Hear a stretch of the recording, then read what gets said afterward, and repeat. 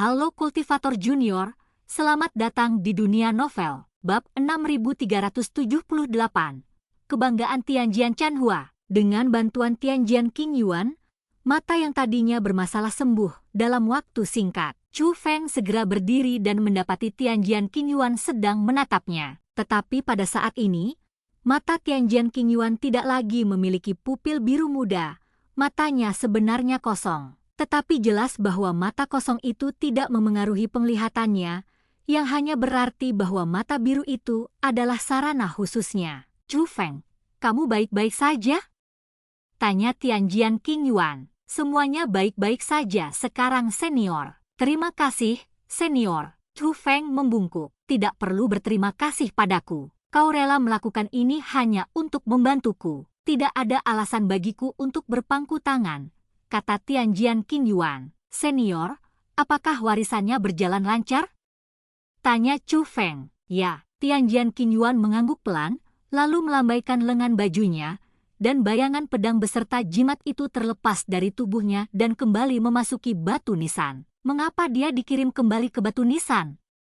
Egi bingung. Dia telah menerima warisan, dan dia menggunakan kekuatan batu nisan untuk mewariskannya kepada orang-orang di Istana Suci Pedang Surgawi, kata Chu Feng. Seperti yang diharapkan Chu Feng, pada saat ini, altar di luar kabut juga bersinar. Semua orang di Istana Pedang Surgawi memperlihatkan ekspresi gembira di wajah mereka, juga termasuk Tianjian Chanhua. Akhirnya dimulai, semua orang duduk bersila, dan mereka merasakan kekuatan dahsyat mengalir ke tubuh mereka melalui altar. Mereka sudah mulai menerima warisan. Kekuatan itu semakin kuat. Mula-mula, jimat-jimat muncul dari altar, dan tak lama kemudian, bayangan pedang jimat juga muncul. Hanya saja jimat dan bayangan pedang itu tampaknya selektif dan memasuki tubuh orang yang berbeda. Beberapa orang bahkan tidak dapat tertarik pada jimat atau bayangan pedang. Beberapa orang memiliki persediaan yang tidak terbatas. Di antara semuanya,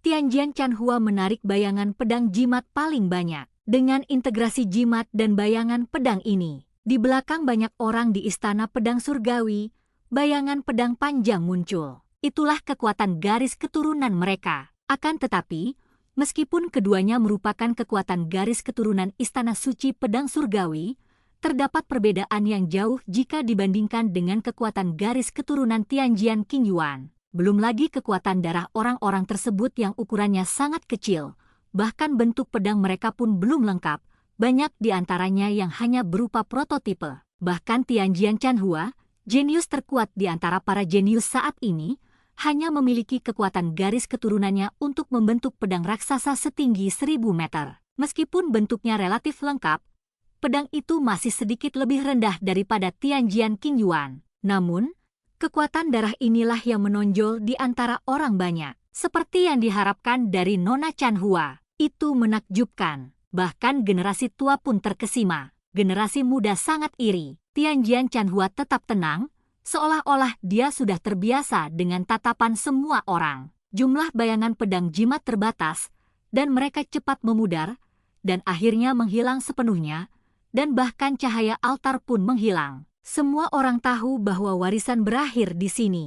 Akan tetapi, tak seorang pun berdiri, melainkan duduk bersila di tempatnya, berusaha sekuat tenaga menyatukan warisan yang baru saja diperolehnya. Di antaranya juga Tianjian Chanhua. Tiba-tiba, pedang darah raksasa di belakang Tianjian Chanhua mulai bersinar terang. Cahaya itu menutupi kekuatan darah semua orang yang hadir. Tak lama kemudian, cahaya pedang melesat ke langit. Seketika pedang berjatuhan dari langit. Hujan pedang menyatu dalam darah Tianjian Chanhua. Meskipun darahnya tidak terus bertambah, ia menjadi lebih lengkap. Pada akhirnya, kecuali ukurannya tidak sebesar garis keturunan Tianjian King Yuan, penampilannya persis sama. Pedang surgawi telah terbentuk, dan garis keturunan Chanhua telah terbangun. Melihat kejadian ini, Master Istana Pedang Surgawi pun ikut berubah ekspresinya. Kemudian, sorak-sorai semua orang di Istana Pedang Surgawi bergema di antara langit dan bumi. Semua orang tahu apa artinya ini. Ini berarti seorang jenius yang sebanding dengan Tianjian King Yuan telah muncul dalam garis keturunan Istana Suci Pedang Surgawi. Di zaman dewa ini,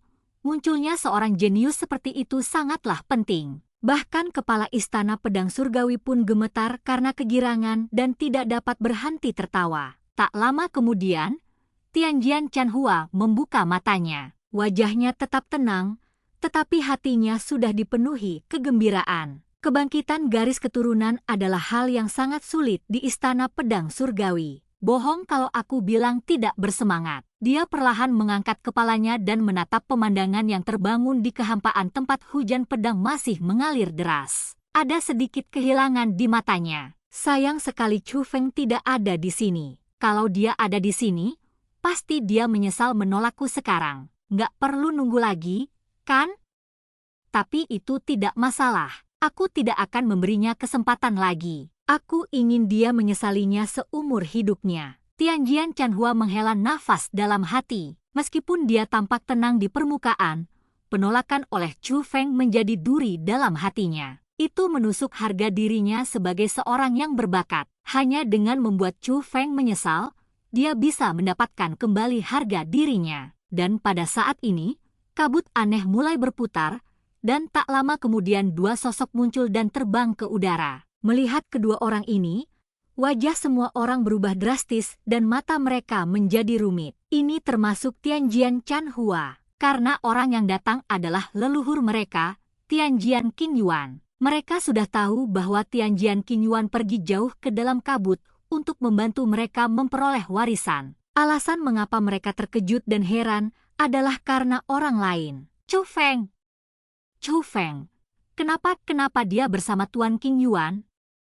Tianjian Chanhua bergumam dalam hatinya. Bukan hanya dia, tetapi hampir semua orang yang hadir memiliki kebingungan ini di hati mereka. Tetapi tidak seorang pun berani bertanya. Bahkan Master Istana dari Istana Suci Pedang Surgawi bersikap seperti budak di hadapan Tianjian Qingyuan dan tidak berani mengajukan pertanyaan apapun. Semua orang hanya bisa menunggu Tianjian Qingyuan memberi perintah.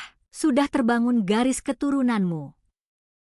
Tianjian Qingyuan memandang Tianjian Chanhua. Tianjian Chanhua tidak berani menunda dan buru-buru melangkah maju, lalu berlutut di tanah dan melakukan sujud besar. Berkat Dewa Qingyuan, aku bisa mendapatkan kekuatan dari tempat ini, dan sekarang aku punya kesempatan untuk membangkitkan garis keturunanku. Bahkan Tianjian Chanhua tidak berani mengambil pujian di depan orang ini, tetapi malah menyanjungnya. Tidak perlu berterima kasih padaku. Kalau kau ingin berterima kasih pada seseorang, ucapkan terima kasih padanya, kata Tianjian Qingyuan. Semua orang tercengang, karena mereka menyadari bahwa orang yang dibicarakan Tianjian Qingyuan adalah Chu Feng yang ada di sampingnya. Tetapi setelah Jian Qingyuan mengatakan apa yang terjadi selanjutnya hari itu, semua orang merasa semakin tidak percaya.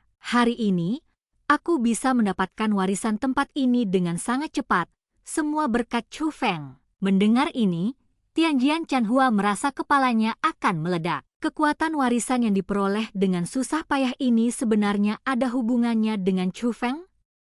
Bahkan leluhur Tianjian Qingyuan memperoleh kekuatan warisan tempat ini dengan bantuan Chu Feng? Hal ini menyebabkan harga diri yang baru saja diperolehnya kembali runtuh lagi. Saya yakin kalian semua akrab dengan Chu Feng. Ingat, kalian berutang budi pada Chu Feng. Jika Chu Feng membutuhkan kalian di masa depan, kalian harus membalas budinya. Ketika Tianjian Qingyuan mengatakan ini, kedengarannya seperti sebuah perintah. Kepala istana dari Istana Suci Pedang Surgawi memimpin dalam mengungkapkan pandangannya.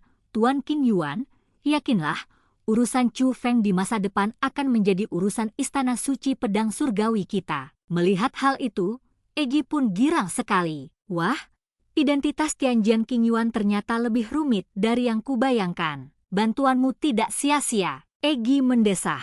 Setelah itu, Tianjian Qingyuan menjelaskan beberapa hal kepada orang-orang di Istana Suci Pedang Surgawi, mungkin meminta mereka meninggalkan tempat ini, sementara dia sendiri ada beberapa hal yang harus diurus. Selama periode ini, Tianjian Chanhua terus menatap Chu Feng dengan mata yang rumit. Chu Feng tersenyum padanya, dan dia pun tersenyum balik, namun dari awal hingga akhir, dia tidak berbicara kepada Chu Feng lagi. Bukannya dia tidak mau, tapi lebih seperti dia tidak berani. Hanya karena Chu Feng memiliki hubungan dengan Tianjian Qingyuan, dia bahkan tidak berani berbicara dengannya. Dan cerita pun berakhir. Sampai jumpa di cerita berikutnya di dunia novel.